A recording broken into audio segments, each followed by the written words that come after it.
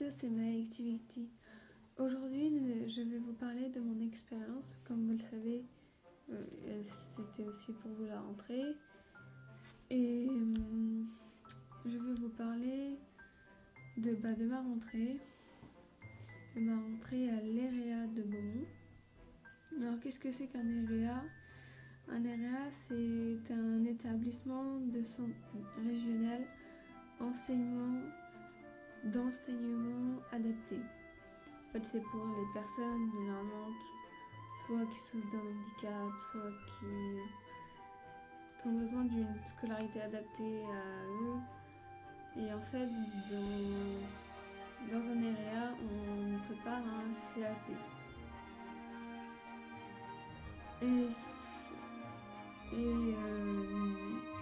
On nous intègre dans un EREA parce que...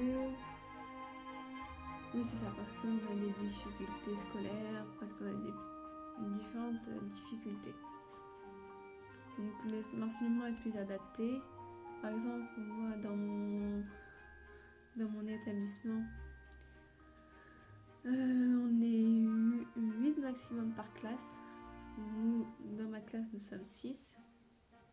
Donc moi, j'ai choisi la filière couture, donc ça s'appelle couture. Et vraiment, ça s'est bien passé à la rentrée. Je connais une personne là-bas, donc ça va. J'avais fait des mini-stages parce que mon établissement propose des mini-stages pour découvrir les cours, les cours, soit les cours généraux, soit les cours de couture, ou les deux, si c'est dans la même journée.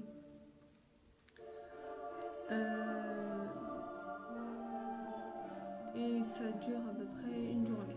Ouais, c'est ça, une journée. Et on peut aussi choisir l'internat. Si vous voulez être à l'internat plus tard, comme moi, et être à l'internat, tout simplement vous pouvez dormir à l'internat. Du coup, voilà. Qu'est-ce que je voulais dire d'autre ?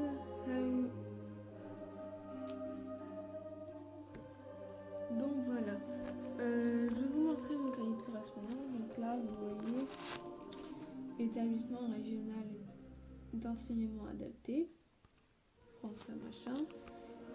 Donc voilà, là c'était juste pour vous montrer ce que je voulais dire. Après, si ça vous intéresse, je vais vous montrer mon emploi du temps. Voilà à quoi il ressemble.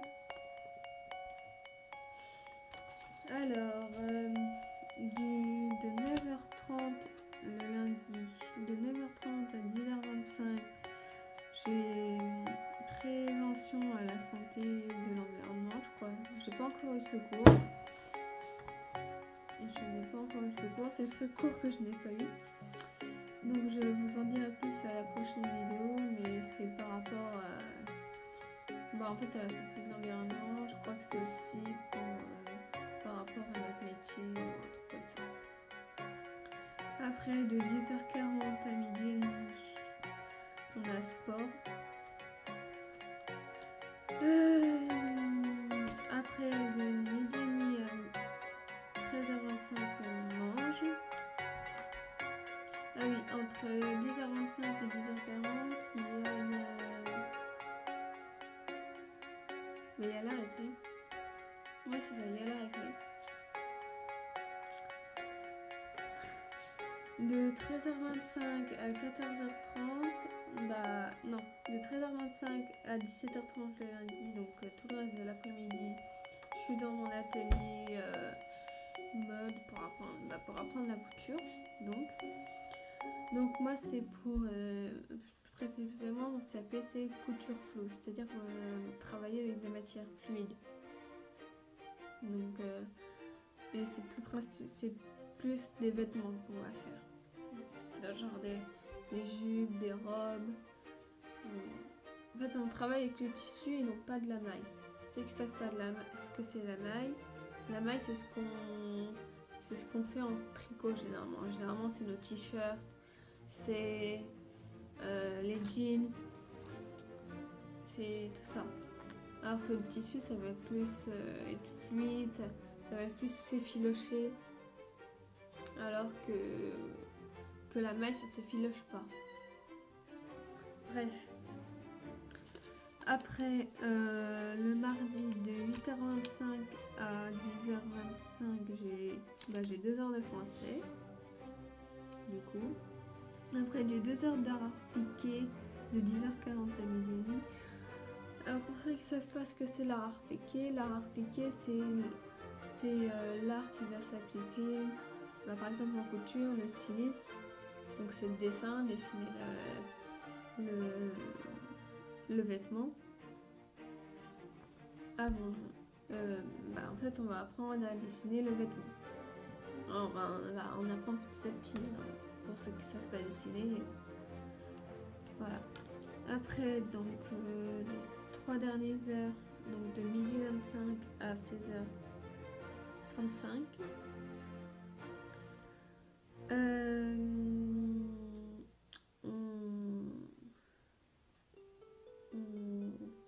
On a couture. Donc. Après, le mercredi de 8h25 à 10h25, 2 heures d'anglais.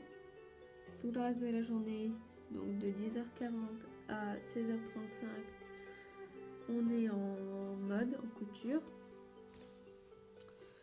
Alors là, c'est plus compliqué. Le jeudi, en semaine paire, j'imagine.